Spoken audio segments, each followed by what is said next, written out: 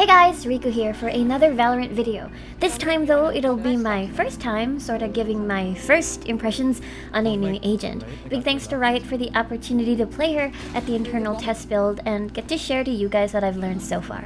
If I sound weird or different, it's only cause I've got a canker sore right in my lips and I can't really talk properly, but I really want to push through this video. I know you guys are here to check out her skills, so let's head straight to it. Disclaimer. This is the internal build of Skye, and changes could happen upon release, and may not really reflect some of my thoughts and findings in this video. Skye is an eco-fighter from Australia, equipped with trinkets that can gather intel and flash for the team. She also has the power to heal allies all at the same time, making her the second agent with the ability to heal others. Let's tackle her kit one by one. First up is Regrowth. Regrowth is Skye's C ability and costs 200. It allows you to heal a number of allies at the same time and continuously by holding left click in a large AoE as long as allies are in range and in your line of sight.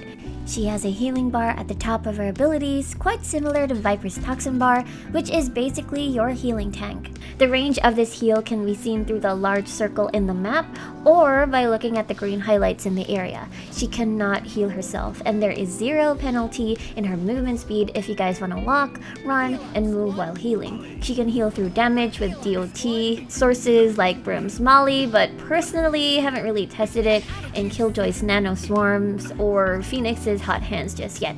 Oh yeah, she can heal through smoke, but not sure if that's intended or a bug. Next up is her Q, Trailblazer, that costs 200 and has one charge. Trailblazer allows you to take control of a Tasmanian tiger to run through the map for intel and bite enemies. It's similar to Soviet's drone where you have to stand still and take the POV of the drone, but the tiger is much faster, has near sight to balance it a little bit, and can damage enemies instead of tagging them.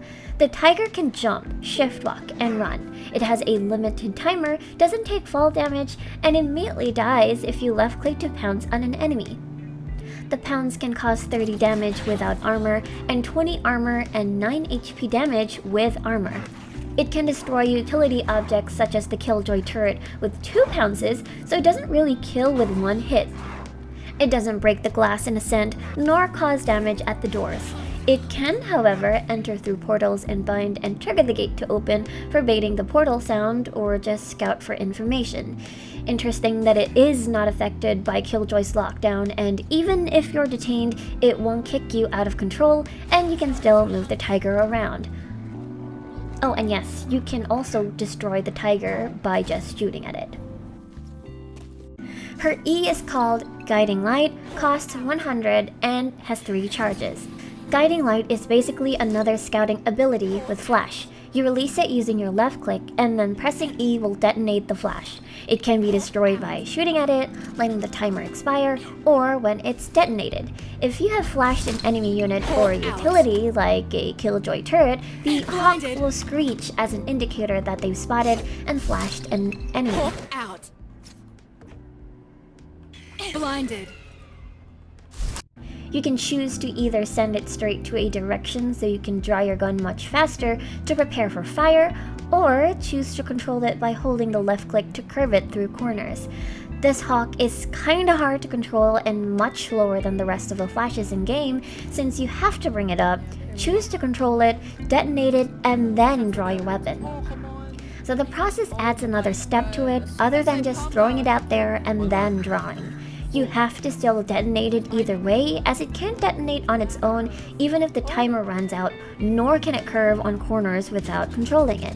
It also means this will require more coordination and comms with your team, as teammates cannot rely on a fixed timing to peak, unlike Breach's and Phoenix's flash, since the detonation timings will be different and you gotta wait for the screech before engaging.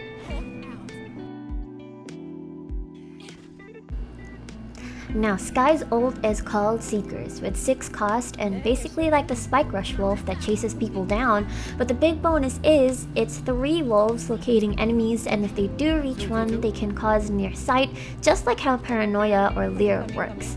Like the rest of her kit, you can destroy the Seekers before they get to you.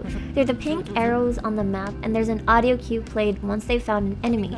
It's not like a recon dart that applies a silhouette when they detect someone, but it still provides great info and it can give you an idea where the enemies are, especially with its big range. For example, from Spawn Defender to Attacker B Lobby on Ascent. It doesn't break glass or doors either on Ascent when an enemy is near a breakable area. It just barks like a madman and gets stuck and just stays there until it expires.